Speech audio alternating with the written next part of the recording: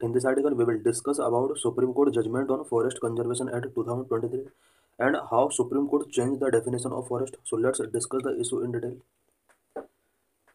Recent Supreme Court order came on pleas filed against the Forest Conservation Amendment Act 2023. Recent supreme court का जो order आया है वो forest conservation amendment act 2023 के against file की गई प्लीज पर ये सुप्रीम कोर्ट का जजमेंट आया है.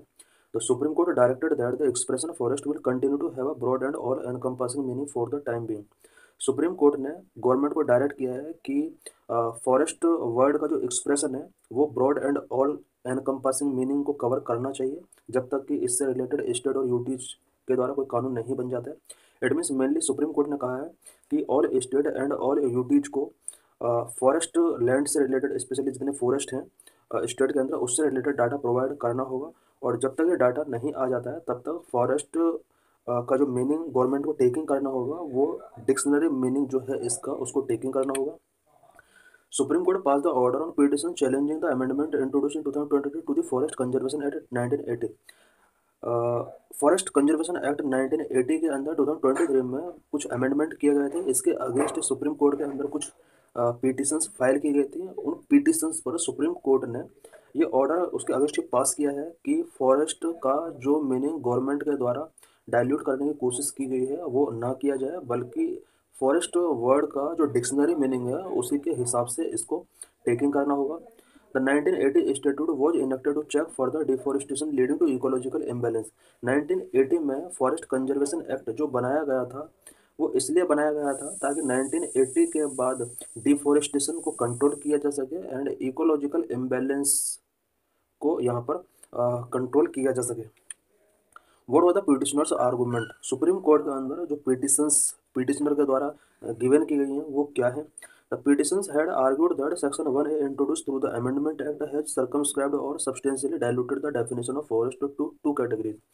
पिटिशनर्स का कहना है कि 2023 के अंदर जो अमेंडमेंट किया गया है इस अमेंडमेंट में सेक्शन 1A जो कि फॉरेस्ट के डेफिनेशन को कहीं ना कहीं डाइल्यूट करता है और फॉरेस्ट को यहाँ पर टू कैटेगरीज में डिवाइड करने की कोशिश करता है. वो टू कैटेगरीज कौन कौन सा है. Number 1 declared forest, number 2 land recorded as forest in government record after 1980. Amendment के अकॉर्डिंग सेक्शन 1A के अंदर यहाँ पर फॉरेस्ट को टू कैटेगरीज में डिवाइड कर दिया गया है जिसमें वन कैटेगरी डिक्लेयर्ड फॉरेस्ट का बना दिया गया है and second category land recorded as forest in government record after 1980. ये यहाँ पर टू कैटेगरीज बनाई गई हैं. इट मीन्स यहाँ पर फॉरेस्ट का जो मीनिंग था उसको कहीं ना कहीं डाइल्यूट करने की कोशिश की गई है. Opposition party said it was a systematic effort to dilute the institution as well as the regulatory system for ecological conservation in country. Opposition parties का कहना है कि करंट की जो गवर्नमेंट है ये इंस्टीट्यूशंस को डाइल्यूट करने का वर्क कर रही है साथ ही रेगुलेटरी सिस्टम जो भी है उसको कहीं ना कहीं ये डाइल्यूट कर रही है. What was forest conservation amendment 2023. 2023 में जो फॉरेस्ट कंजर्वेशन एक्ट 1980 के अंदर जो अमेंडमेंट किए गए थे वो मेनली क्या है. दिस अमेंडमेंट रेस्टोर्ड गोदर वर्मन जजमेंट 1996. ये जो अमेंडमेंट किया गया है ये गोदर वर्मन जजमेंट 1996 को रेस्ट्रिक्ट करता है. Exclude fragile ecosystem, unrestricted powers. This amendment restored Godar Varman judgment 1996. This amendment restored the act to only legally notified forest and forest recorded in government record on or after October 25, 1980. ये जो amendment किया गया है ये amendment 1980 के act को limit करता है. It means legally notified forest and forest recorded in government record.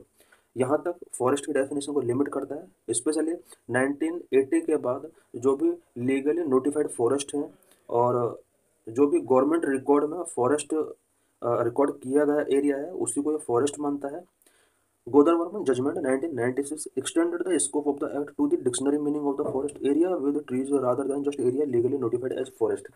गोदर वर्मन जजमेंट 1996 के अंदर फॉरेस्ट को फॉरेस्ट वर्ड का जो स्कोप था एक्ट जो था उस टाइम पर 1980 का उस एक्ट के अंदर फॉरेस्ट वर्ड के स्कोप को एक्सटेंड किया गया था और फॉरेस्ट की जो डिक्शनरी मीनिंग है वहाँ तक इसको एक्सटेंड किया गया था.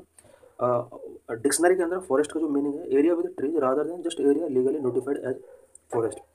बिकॉज यहाँ पर जितने भी ट्री एरिया है, सिर्फ फॉरेस्ट एरिया जो लीगली नोटिफाइड है उसको सिर्फ फॉरेस्ट उसी को नहीं माना जाएगा, बल्कि यहाँ पर जितना भी ट्री कवर है इंडिया के अंदर उसको भी फॉरेस्ट की कैटेगरी में यहाँ पर इंक्लूड किया गया था 1996 में।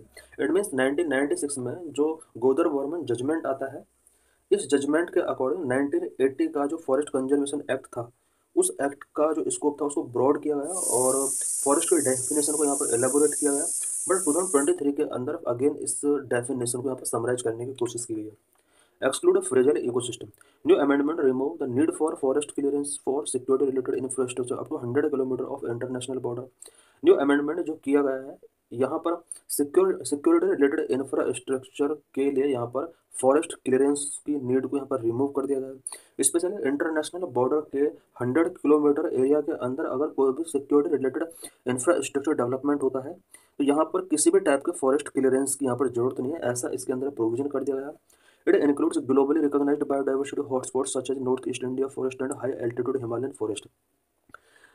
ऐसा नहीं है कि सिर्फ इंटरनेशनल बाउंड्री के 100 किलोमीटर के दायरे में ही ये अप्लाई किया जाएगा, बल्कि ग्लोबली रिकॉग्नाइज्ड बायोडाइवर्सिटी हॉटस्पॉट जितने भी हैं इंडिया के अंदर, specially north east Indian forest and high altitude Himalayan forest, इन रीजन में भी अगर कोई सिक्योरिटी रिलेटेड इंफ्रास्ट्रक्चर डेवलपमेंट करना है तो यहाँ पर फॉरेस्ट क्लियरेंस की कोई भी नीड नहीं होगी, ऐसा इसके अंदर प्रोविजन कर दिया गया है।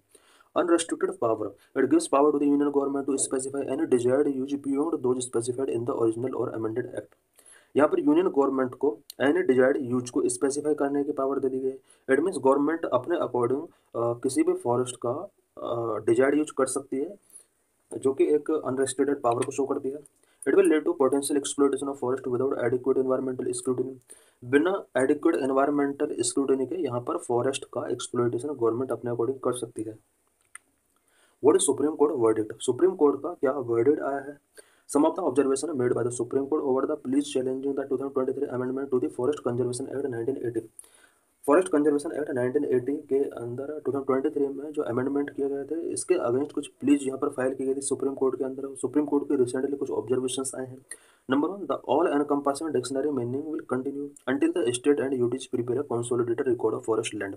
जब तक स्टेट और UT consolidated record of forest land prepare नहीं कर लेते हैं, तब तक फॉरेस्ट का जो मीनिंग टेकिंग किया जाएगा वो डिक्शनरी मीनिंग टेकिंग किया जाएगा। Number 2, environment ministry should issue a circular in this regard to the state and UT. Supreme court ने सेंट्रल गवर्नमेंट को डायरेक्ट किया है कि यूनियन मिनिस्ट्री जो इसके अंडर आती है वो ऑल स्टेट एंड यूटीज को इसके रिगार्डिंग एक सर्कुलर इशू करे। इट मीन्स सभी स्टेट और यूटी के लिए सर्कुलर इशू करे कि फॉरेस्ट का जो मीनिंग टेकिंग किया जाएगा वो डिक्शनरी मीनिंग टेकिंग किया जाएगा। नंबर 3, एस्टेब्लिशमेंट ऑफ जू और safari must have the final approval of the top court. Supreme court ने कहा है कि अगर जू या सफारी एस्टेब्लिशमेंट करना है तो उसके लिए टॉप कोर्ट का अप्रूवल टेकिंग करना होगा।